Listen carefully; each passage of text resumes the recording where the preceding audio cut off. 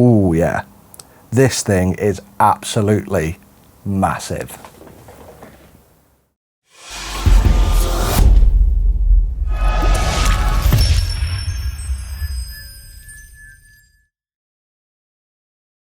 Right, so I've got about 5 videos to shoot this evening, so I'm going to get straight into question of the week. And this week I want to know, what 80s or 90s board game do you want to see them reinvent and redo? Maybe it's still out, maybe it's one that hasn't been out in years. You can't choose Atmosphere because that one's actually being kickstarted right now. But other than Atmosphere, what 80s or 90s board game do you want to see them redo in the classic style, just properly up-resed and upscaled for the modern generation? Let me know down in the comments. So, welcome to my review of HeroQuest. Now, if you aren't aware, HeroQuest is the best game ever, and if you haven't seen the video proving why it's the best game ever, I recommend you stop watching my video now and go and watch it. I need to say straight up, this box is absolutely huge, and when I say that, I mean it's ginormous. It is heavy, it is weighty. I mean, I'm going to compare it to, this is the latest Warcry set from Games Workshop. Can I even get those in frame? Like, these things are massive. And whilst, you know, HeroQuest isn't quite on par with Warcry, for something that is essentially a tabletop board game rather than a larger format skirmish game, the size of that box is damn impressive. The weight of it when it arrived was just, it was unbelievable. I'll show you why in a minute. Like, I've already opened it up, I've had a quick go through it just so I can format this video a little bit better. And if I'm sounding out of breath today, please forgive me. Unfortunately, I have contracted the coronavirus. I'm doing okay with it. I know many people aren't. I seem to be one of the lucky ones, but I am a little bit short of breath still, so please forgive me if I take several long pauses. So let's just crack it up straight away. We can have a look. We'll have a quick look at the back. So if you're not familiar with HeroQuest, quick how to play. So it's basically Dungeons and Dragons for idiots. Saying that in reference to the books, I'm not saying if you play this you're an idiot. So basically what it is, one of you is the Dungeon Master, or what is he called again? It's been so long. He is the Evil Wizard? Anyway, one of you plays him, and then 1 to 4 of you can play as these guys. And basically, it's one board. The board starts blank with a starting tile. These guys start on that starting tile. They explore the dungeon, and as they get within certain areas and they have line of sight either down a corridor or in a room, then the evil wizard he's already got a map, a scenario laid out in front of him, and he will lay out the things that are in that room or corridor, and that could be anything from furniture and doors and things like that to enemies. So that's what it is. It's essentially a pre-built sort of tabletop Dungeons and Dragons light, but because it's all played on one board rather than the more modern preferred methods of having modular boards where they're all different sized tiles, you can get so many options out of this one room, out of this one play area. It's absolutely incredible. So for those of you who are a bit limited on space and don't want bits of board, you know, you've built it the wrong way, so the board, as you've explored, topples off the side of the table because you've got to try and move everything along. Everything's always within that board and within that one area, which makes it absolutely brilliant. And this is my preferred way to play games. Whilst I cover a lot of Warhammer and Games Workshop stuff, on the gaming side of things, I'm not a fan of tabletop wargaming. It's just too big, too complicated for me. I like nice, simple stuff. And whilst this has got some complexity, it's probably a lot closer to Monopoly than it is to Warhammer. Right, let's get to the bit you want to have a look at. So, cracking it open, I've already damaged it, putting it back together. Slightly on one of the corners, I can't remember which, but as I pushed it in, it was off at an angle, so it's actually broken that corner slightly. Unfortunate. So up front, we are greeted with some beautiful artwork, which mirrors the cover artwork. Personally, not the biggest fan of this. It's just a little bit on the cartoony side. I liked the original artwork. It was very dark and very grim. It really, you know, had the theme of the sort of like 90s. This is going to get you into it. Almost He-Man gone rogue kind of attitude. This is just a little bit too fancy, a little bit cartoony. It's good artwork. I'm not saying I could do better, far from it. You know, hats off to the artist, but you know, unfortunately, you'll find this with a lot of things that hold that sort of nostalgia place in our hearts. If you change it, we're going to hate it unless you change it in the exact way we wanted you to change it, and nobody was ever going to get that right. I just want to talk about the box as well, just while I've got it up. A lot of the box, like the card inside, has this almost checker pattern, like linen-like pattern on it, and that's nice. It gives a bit more premium quality feel, almost. You know, it's part of the lamination process, but it just shows that they've actually bothered to do this and not just slapped it in a cheap box. The box does feel, yes, I've damaged it, but I was being a bit heavy-handed in a rush. But the box does have that nice premium quality feel to it. And then inside, I'm just going to take these out straight away. So these are the part trays. So first up, you've got your models, which all come. In fact, I've done it the other way around. That one's the scenery with a few models. And then next up, you'll have it the other way, but then you've got your models. So you'll have it models, then scenery. And it's really nice to see all the scenery this time. The reason the box is so deep, we'll get into it, is that the actual scenery is 3D modelled now. Previously it was just cardboard with sort of like modelled lids. Then we've got the game board. I'll break that out in a second. I'm going to struggle to try and lay it out on here. Then we've got the shield for the evil wizard, along with the instruction book and some of the play cards that we get, so we'll slide those out there. And then strangely, I found this odd, but I think there's a logical reason for it. I hope they're being smart with this anyway. Is the base of it is actually, it's just empty space. This is just a riser.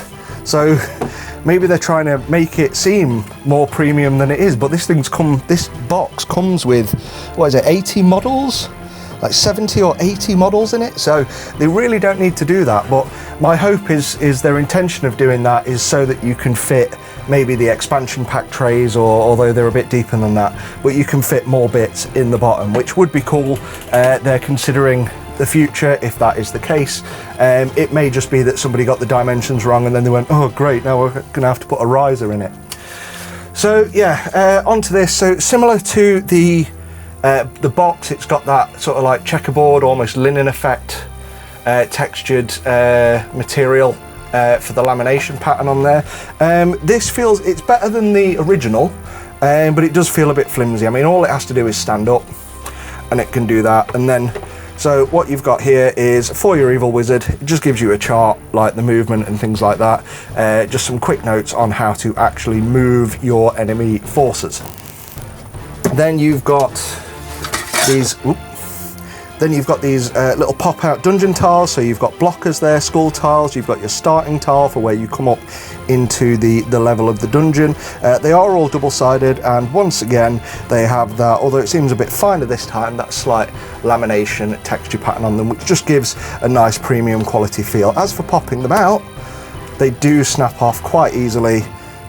So pop a couple of them off, and it doesn't look, yeah, they are on a couple of pins, so, and it's not tearing any of the pieces off there, just so long as you put the pressure in the right place, right up next to the bit that's connected, rather than try and yank it off from halfway across it, then you'll be able to pop those out without issue.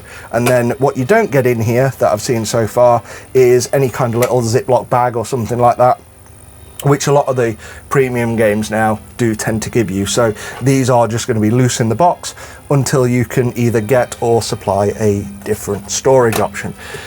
Then we've got, is that the quest book and the rule book. So the rule book isn't massive. I mean, it's got quite a lot of detail on it, but again, this isn't a Warhammer. This is actually quite simple. And to be fair, like, there's a whole section on there on what makes this game unique. Contents, getting started, and then, Zargan, the evil wizard. So he's responsible for setting up the game. So when my family plays, that will be me, because I'm the only one who actually knows how to play to any degree. And then glimpse into the world. So before we get into it, there we go, we've got beginner quest, hero movement, and to be honest, it looks more overwhelming than it actually is. So it gives you rules here. I mean, a lot of this you can play. I would probably avoid the rule book really in the most and just watch a let's play online, because honestly the game itself is really straightforward. It's roll to move. If you can see something, then the wizard puts those things in that area, which is in relation to the quest book.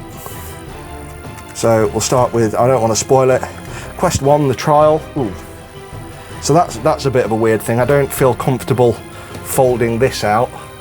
Could have probably been done a different way, but it is stitched along the edge, so hopefully it'll hold in, but that feels like it's going to tear and pull apart after several uses. But basically, yeah, this is the game on the game board. So all this red area is not going to be used. So you start here on your starter tile, and then you roll to move with your characters. You can go out here, and then as soon as you walk down there, you'll be able to, then Zargon places this door, and he will place, oh, sorry, the evil wizard, the dungeon master, whatever you want to call him. Because you can see down there, you'll place that door, and he'll place that blocking tile. And then if you go this way, oh, as soon as you come out here, sorry, he'll place that door and that blocking tile. So you can go one of two ways. As you go down the corridors or as you go into rooms, the evil wizard dungeon master then places the tiles, and you need to battle through, get through to either reach the objectives. Certain things happen on these A, B, C, D and E tiles, and then you get treasure, and at the end of the game, at the end of a round or journey through one dungeon, you can then spend your earned treasure on upgrades and things like that. So speaking of which, should be some cards in here somewhere. In fact, what I'll do, I'm going to dump all this back in the box, and I'm going to have a quick look at the game board. So it is nice to see that the game board matches almost identically. It's basically just a high-res almost copy of the original board. And there we go. So I can't actually fit all that quite in frame, and it is at an odd angle, but that's your board. So your models will stand on these tiles. Each tile is a movement space. But like I say, it is a HD model. What I really like is they've kept all the room colours quite bright, vivid colours. Well, they're slightly muted colours, but you've got your greens, your reds, your blues. And the reason I say that is I saw there was a YouTube channel that actually took, I don't know if you're familiar with the Dungeons and Lasers Kickstarter campaign, where they make a modular dungeon set, but there was a group of hobbyists that actually made, it must have been expensive, a few grand, but they made the full Dungeon Quest, HeroQuest board out of the Dungeons and Lasers terrain. So, you know, every square is like 4 times the size. So it must have been expensive. But when they painted it, it was all painted dark, boring dungeon colours. They didn't do the room colours. And, you know, fine. I mean, it's theirs. They can do it how they want. But if I were to do it, I would do it that way. Right. So I do want to spend some time talking about the models, and the reason for that is because, you know, as a miniature painter with a miniature painting blog and YouTube channel, this is the thing that really matters to me, is the quality of the models that are inside the box. At the end of the day, I'm going to want to paint these. So, you know, if we've got really highly detailed models, there's a much better canvas to paint on. You know, it essentially does a lot of the painting, at least for my speed painting approach. It does a lot of the work for you. And I have a love-hate sort of relationship with these things. So let me go through it. So significantly, one thing to talk about is the original HeroQuest game, where the models were actually designed and built by Games Workshop. So you actually had some of the earlier Chaos Warriors and things like that in there, and those early models in the original game have naturally evolved to Games Workshop's current offering, which is the majority of what I paint. Now, with these, what we've got, I just want to cover it first of all. So you've got your big gargoyle guy, I think they're like Dark Warriors now or something, I forget what they're called, it's in the other box. These weird fishmen, some orcs, some skeleton warriors, some goblins, some mummies, this sorcerer, some more orcs, female orcs, hooray, and then you've got your 4 main warrior heroes, of which only one of them's female, but if you've got the expansion pack, which I've got over there, they've done gender swaps of all of these, which is really nice to do. To be honest, with it being 2021 and where we are on gender at the moment, they really should have just chucked those in the main box somehow and made them fit, and let people have the option. But your heroes are basically your typical, you know, anything fantasy where you can play as a group. Your unlikely squad of a barbarian, a dwarf, an elf, and a sorcerer. So that's what we've got, and detail wise they are really, really great. That's what I love about these. So if we look at something like the Barbarian, I'm gonna have to move some stuff out of the way. Let's just pop the Barbarian out. So if we look at the Barbarian here, the detail on him is absolutely fantastic. So that guy there, you know, down to the face, the eyes, you can really see the sculpting and the level of detail that's gone into this model is absolutely fantastic. And just as a comparison, I've got a similar, a few years old, but I've got a similar Games Workshop model, you know, in that he's a shirtless, tabard wearing warrior armed with a sword. And this is where you can kind of see the differences. So already the scale on the Games Workshop figure is larger, it's bigger, it's chunkier, and things like the heads, for example, on Games Workshop figures, you know, yes, these are Space Marines, but they are much larger and therefore more detailed. So these are still more in the sort of 25mm fantasy realm, whereas Games Workshop, especially lately with Age of Sigmar and the Primaris Space Marines, have definitely gone up for that 35mm scale. But the actual detail within it and the texture on the surface of this model is absolutely excellent. So things like the hair, you've got the braid. The one thing that I'm not really too keen on is just how sort of flimsy the broadsword, I'm not saying it the way everyone wants me to say it, how flimsy the broadsword actually looks. It just looks short, almost like, what is it? Is it the Sword of Omens or something before it's been extended to sort of full thing? And then you've also got things like the mold lines running down the side of it, where they're not too bad in the outset, but then you've got these weird, which I'm guessing are, you know, just plastic relief gates that have been part of the manufacturing process that need to be sliced down and cut off a bit. So the detail is there.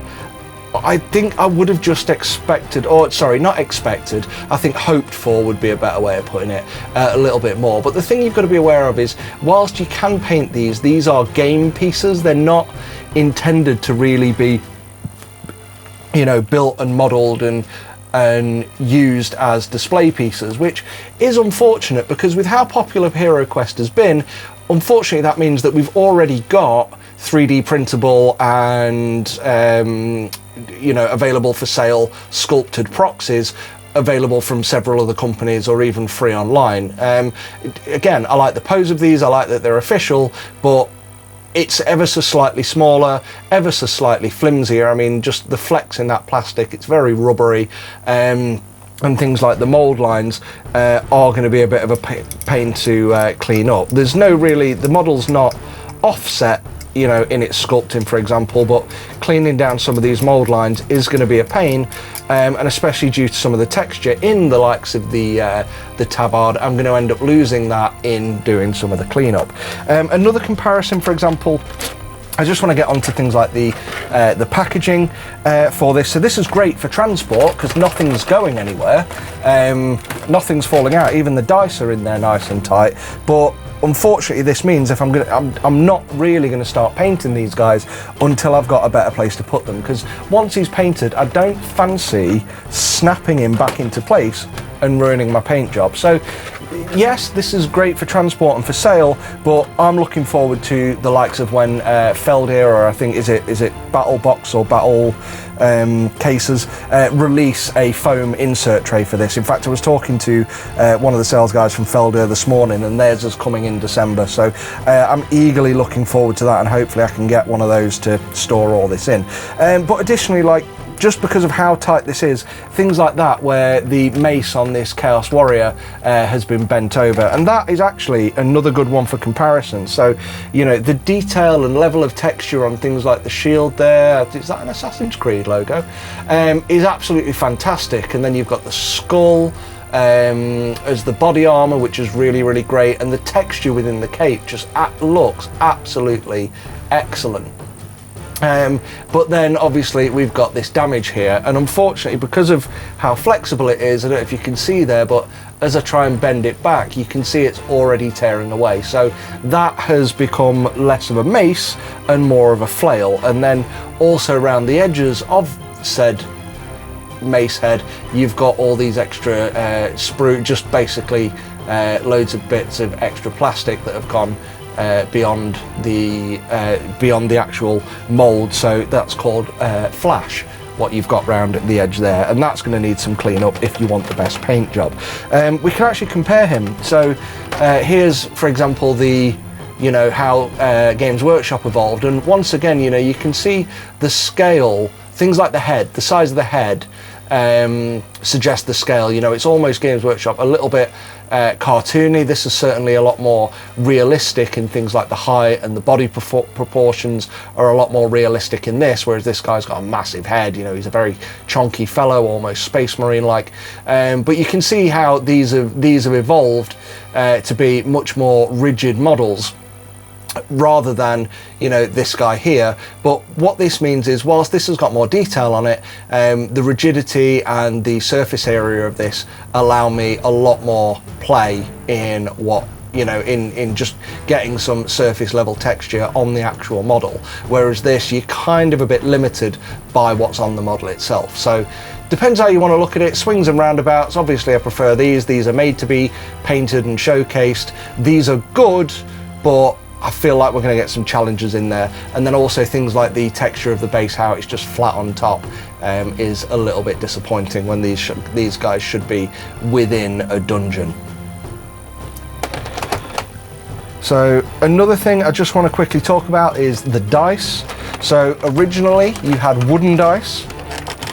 Let me just grab a couple of these out. So you've got 6 of the same attack and defend dice, and then you've got the 2 movement dice, or D6s, just normal D6s. So with the original ones, they were wooden dice and printed on. These ones are more modern plastic dice and then inlaid with the artwork on them. Unfortunately, I've got to say the dice are terrible. I mean, they look okay here. I mean, not only do they feel cheap, but if you have a look at the print on the actual model, you know, it's very poorly kind of just cut in. It's not got crisp edges, and the actual die that's gone within it isn't even. So unfortunately, I'm trying to get it to an angle. It looks okay on the camera. Don't get me wrong, they're not bad, they do the job, but when we've seen the sort of dice you can get in premium kits nowadays versus these things, these are feeling just incredibly cheap. I mean, one way to look at it is like that skull against that skull, just the inconsistency of the inlaid print on the dice, it just makes them feel cheap. So I do feel like they could have done a better job. But once again, HeroQuest is that popular. If it does matter to you, there are hundreds and hundreds of premium level dice available out there for you to buy. So you don't need to go with these, but I would have just hoped for better than this, guys. So that's one thing to be aware of. So the next box of plastic we have is the really heavy one, and sorry about the squeaking. This is the scenery box. Let's just pop that open. So this is a really, really good part of the collection. So previously your scenery, so we can say, for example, the bookcase was just a bit of cardboard that would sort of fold out and then flap down, and then you would only have really the top shelf of the shelf there, or the cabinet, made out of plastic. The rest of it was purely cardboard, and it looked a bit cheap and nasty, but it was fine. It worked with the system. But now all of the pieces of furniture within the set is all plastic. It's all plastic molded, and it's really, really detailed. It's really incredibly well detailed. The one bit that's got me scratching my head, and again, I don't remember the original one enough, but you've only got 5 closed doors. Now, I'm pretty sure there's numerous scenarios where, depending if your party stays together or splits off, that you can see more than 5 closed doors at any one time. Maybe I've missed something in the rules, but there isn't an option in this set if you want to use any of these open doorways. There isn't an option for you to like fill these in temporarily. So what you're going to do, I don't know, you're going to have to somehow proxy some of these open doors and just make a note to say, no, that's actually closed. We just ran out of closed doors to put on the board. So they're really, really good. Like, nice quality. Again, great sculpting on there. I mean, that's going to be really easy to paint. All you need to do is spray it black, get a little bit of white, dry brush on it, and then cover it in contrast paint, and you're going to have a textured door.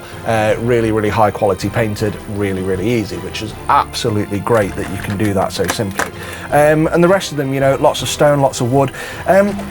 And this is the bit where I want to point out a couple of issues I've got with it. So first off, I've missed a skull, so I'm going to complain to the people I bought off and say, you've sent me a dodgy copy, and hopefully they replace the whole set free of charge, but I doubt that's going to happen. But I have noticed some other issues with it. So things like, you'll notice a lot of the models are actually glued together. So whilst you don't have to do any building in this box like you did in the original, you will notice that the building's been done for you, which is what leaves sort of like some of these sort of sprue, or I'm saying sprue, I guess they're not on sprue, but where you've had excess moulding and stuff like that on the model, you've got these weird stumps that come off that need to be shaved down. But things like this throne here where it's been glued together, there's way too much glue on that side, and it's obviously seeped through and then caused some of the detail on the surface not working. But then on the back, it's not even, the peg's not even in the hole. So I'm not sure what I can do about that, because trying to pry this apart, that is clearly meant to be within that hole there. So I guess I've got 2 options. I can either try and pry this apart. What's interesting is, it looks like this has actually come as, if you look at the back, it's come as one full piece, all stuck together, and then you just bend these bits around there to fit them in. So what I'm going to have to do is paint this up to look like an old weathered nasty throne, with like the wood and stuff like that cracking and creaking, and then add my own texture to it to ruin it a bit. But that's easy enough done, and something fun to play with, and it'll just make it look a bit more weathered and dungeony. But you get that all the way through, and not just on the scenery, on the models as well. You've got a lot of gaps to fill if you want the highest quality, and a lot of issues where glue has ran, and across, you know, 70 odd models, you know, that's going to be quite a bit of clean up to do. But again, same here, you know, on things like this rack, not too bad, but you know, you've got some extra glue out there, and then there's one of them little spruce stumps or excess plastic stumps that you get on it. But all in all, I mean, just again, the surface texture, the detail is absolutely gorgeous, and these are going to be a dream to paint. Also in this box, you get your cards, which come wrapped, but I've unwrapped them. And I just want to say about these, they're absolutely stunning. So the artwork on them, once again, they've got that sort of linen effect, sort of plastic coating on them as part of the lamination. Weirdly though, that texture makes them feel more rigid, but the cards themselves actually feel flimsy, like low quality playing cards. So at the same time, they feel both, you know, high quality but flimsy and cheap, which is a little bit of a annoying irritation. But to be honest, I think they'll last. You know, that sort of texture does lend itself well to lasting quite well, which is really, really great. So I don't think you'll have a problem with them, just probably a firmer card stock. But again, if it was thicker, it'd be twice as tall. So up to you what you really want there. But again, they've all got that consistent, really nice, almost sketched, ancient sepia style artwork, which is really, really nice. Apart from these cards, oh, and you also get some extra little notation cards, so just to remind you throughout the game how to actually play the game. But then you've got these, like the Dread Warrior here. I'm just going to get rid of that because the camera's clearly seeing the writing. So the Dread Warrior, sorry, not the Chaos Warrior now, the Dread Warrior. So this is really nice artwork, and honestly, I prefer this artwork to the cover artwork. It's a lot more grim and dark. Anyway, and this does look really, really good, like a really decent sort of dark fantasy, evil fantasy game, and it's certainly given me some good ideas for, you know, inspiring me how to paint these models. Like I was going to go with a very grim barbarian, but actually putting some whites and creams in there, along with the red and blue tabard's interesting. We've got like an orange, purple and gold dwarf in there, really nice colours on the elf, and then, you know, your typical wizard looking guy. Yeah, exactly. And then obviously we're going to have the same ones for the gender swap versions of those in the other box. So yeah, once again, really, really good. Really like the quality of those. Really happy with them. Like I say, would have preferred a bit. It just, I don't know what I'd have preferred here, to be honest. It just feels a bit flimsy. I don't know why. Nothing to complain about. I've had better cards in games, is all. So, and then onto the bit that my camera was trying to focus on, you've got your character sheet, and you must have a couple of hundred of these here, surely. But this is where you fill out all your character's details, and that's one of the beauties of this game, is it isn't just, you know, move and shoot. It's not advanced frustration or advanced Monopoly. This is a role-playing game, and you are going to grow and build as you play through the game. So this lets you create the name of your character. So the Barbarian could be Slashy McStabface, and then you add all your details on here, like number of attack dice and increase and decrease all these numbers as you go through and play the game. So that's, again, really, really good way of playing it. You can, if you run out of these, you can get them online and print some more out, or I'm sure there must be an app out there which has got like a tracker on there, for like a HeroQuest tracker, so you can just do it in the app or something like that. But honestly, as for the plastic, again, it's not display quality, it's not meant to be. You know, I do think they're losing something by not having that partnership with Games Workshop. But if Games Workshop didn't exist, this is an incredibly high quality natural evolution of the original HeroQuest board game, and I am proud to be an owner of this, because I think the quality of the models and the miniatures in here is exceptionally high. So yeah, not putting me off at all, really happy with it. So finally, we're just going to talk about some of the extras that you can get for HeroQuest. So you might have noticed on the front of the box of the other one, it said HeroQuest Game System, and that's because it is a game system. It's not just one game out of the box and you're done.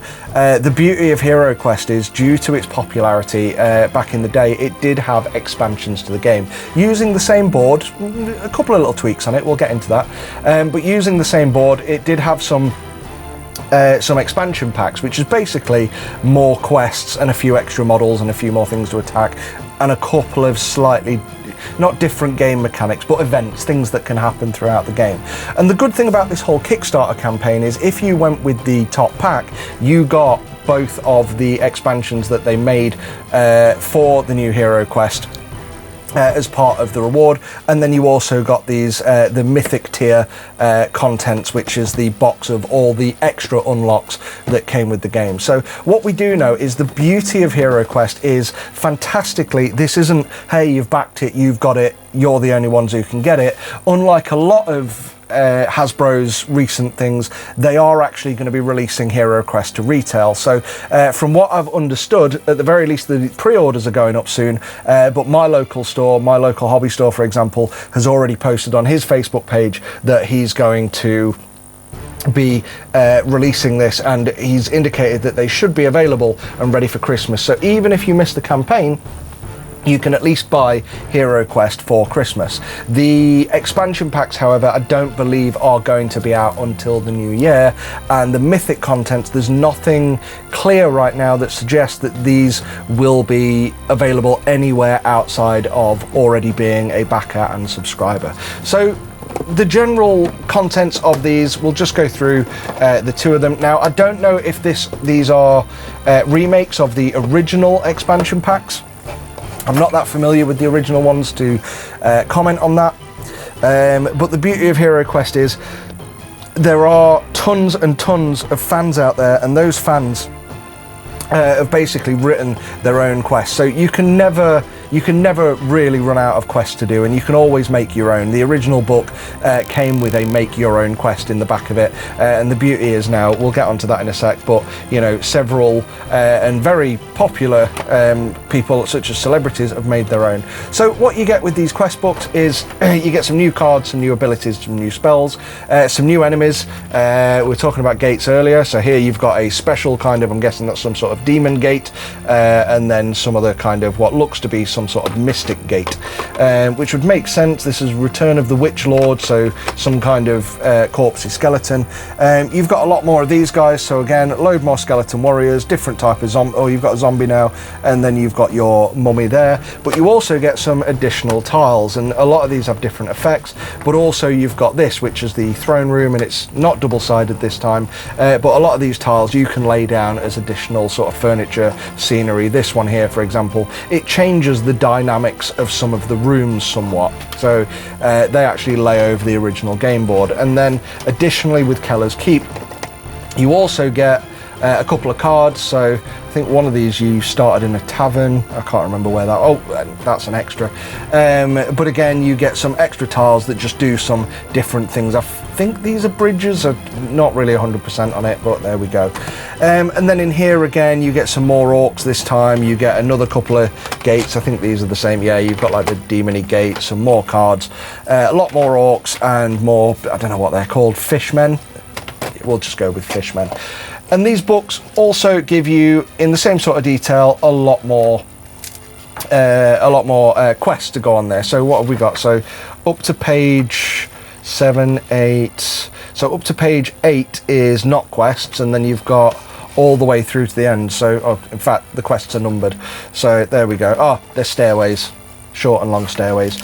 So in here, for example, you have an additional 10 quests in that expansion pack, and don't forget, you can play through these multiple times. You're going to have to, because you're not going to complete a quest and win every time, just due to dice rolls and things like that. So again, couple of expansion packs to look out for. Quality wise, miniatures identical to the main box.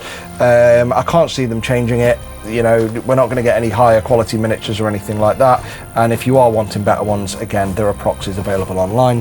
And just to finish it off, we're just going to take a quick look at the backer rewards. So if you are a backer, you've already got these. If you aren't, then I'm sorry, you've missed out, and I don't believe there's going to be any way you can get these, but if it's popular enough, maybe they will sell them as an expansion. This is the tavern I was on about. So this, for example, on one of your quests in this book, or in these books, changes the layout of one of the tiles. So you actually start in this tavern and go off on an adventure. And that's a great way to introduce somebody really to the real fun of HeroQuest, is that, you know, it's a story you're going through. It really is a huge story, and you can add your own narrative. I mean, the missions, for example, only really give you an intro and tell you what's going off, and explain a few things on the beginning of each one, but then at the end you do actually have a bit of an epilogue. I won't spoil it, but you get like a full conclusion section as to what actually happens at the end of these quests, and that's what you get in the backer rewards. So with these, you also get this quest book by Tios Abadios. Again, sorry if I'm mispronouncing your name. I don't know these people. Stephen Baker. I actually used to go to school with Stephen Baker, so I can at least pronounce that one. And then there's a load of other extra quests in there. Then you've got one by, and I can never pronounce this right, but that's Joe Manganiello. Anyway, if you don't know him, he's the guy from, he was in True Blood. He played, I want to say, Deathstroke in the Batman v Superman movie. Well, he was meant to, he didn't. He had a cut cameo at the end of the movie and talks to Lex Luthor. So that's the guy who did those, and he's in a few other things. Massive bloke. He's in a lot of men's health magazines. Very inspiring guy. And then again, you've got some extra cards. You've got some more dice of equally bad quality as the original ones. You do have some new enemies this time. I think you've got some new... Yep, we've got some new heroes. We've got some new formats of existing enemies, more skeletons, a different type of sorcerer, a different shape gargoyle, slightly different head it seems. And in this game of dungeons, we actually have a dragon, which is suffering greatly with terrible gluing down the neck. Can I bring that into focus? Yeah, that's just awful. And at the back of the wing, so someone's gone a little bit mad in the factory there trying to get this guy together. So and once again, trying to clean that mold line is going to take some texture out. So as for painting the models, I'm not looking forward to trying to have fun with cleaning these guys up. It ain't going to be great. So, and then just to finish it off, this little box in the corner, these are your gender swap models. So originally the only female character you had was the elf.